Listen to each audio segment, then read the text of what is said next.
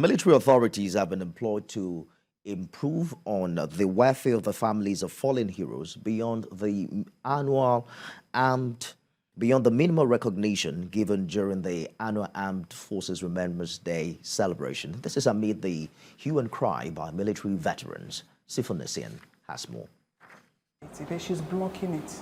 It's a mixed bag for Maria Emmanuel 10 years after she lost her husband in the line of duty. Then I tried complaining, I carried. The mother of three got some support to cater for her children's education, including her husband's death benefits. The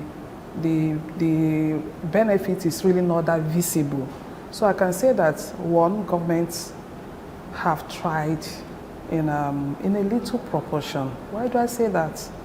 At least I know that Navy, they gave my children scholarship after the demise of my husband. I would like to start with that so that it doesn't look as if they are doing nothing. But the military widow is dissatisfied that her husband's supreme sacrifice, just as other fallen heroes, is not given as much recognition as he should beyond the Armed Forces Remembrance Day.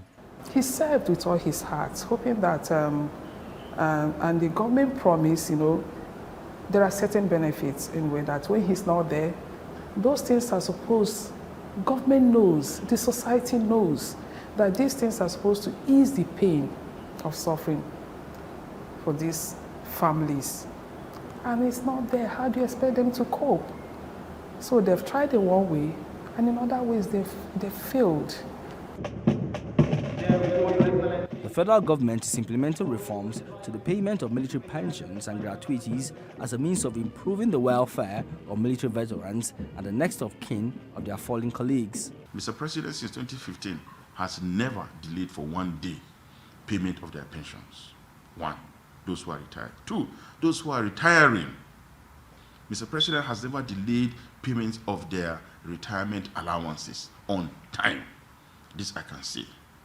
Three, the group life assurance, those who are even serving, any military personnel that dies while in service, not necessarily in active service, even if you die of ill health, the government has put aside a certain amount of money to pay to your next of kin. When a soldier dies today, whether a soldier or officer dies today, within the next couple of days, as a matter of fact, his insurance benefit should be paid to his family. From electronic verification of pensioners to a 25% increment in their arrears based on the minimum wage to eligible military retirees. Once there's increment in the emolument of serving workers, which includes myself, it also automatically reflects on the pensions. And that's exactly what the military pension board is doing. They are only implementing what government asks them to do. Therefore, if there's any increment of emolument, as it were, for serving personnel, it also reflects on the military pension board. And those funds will also be released from Ministry of Finance to the military pension board. After months of agitation by military veterans, the Military Pensions Board began the payment of security debarment allowance on Thursday, January the 5th, to eligible military retirees and the next of kin of deceased military personnel. The allowance is meant to discourage military veterans from using the skills they acquired while in service against the government.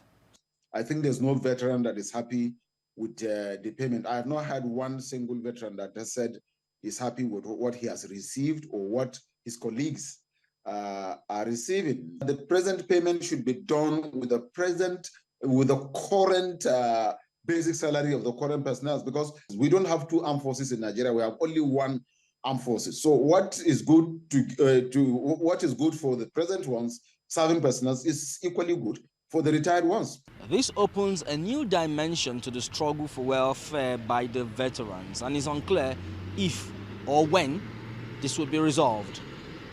Sifonesian, TVC News, Abuja.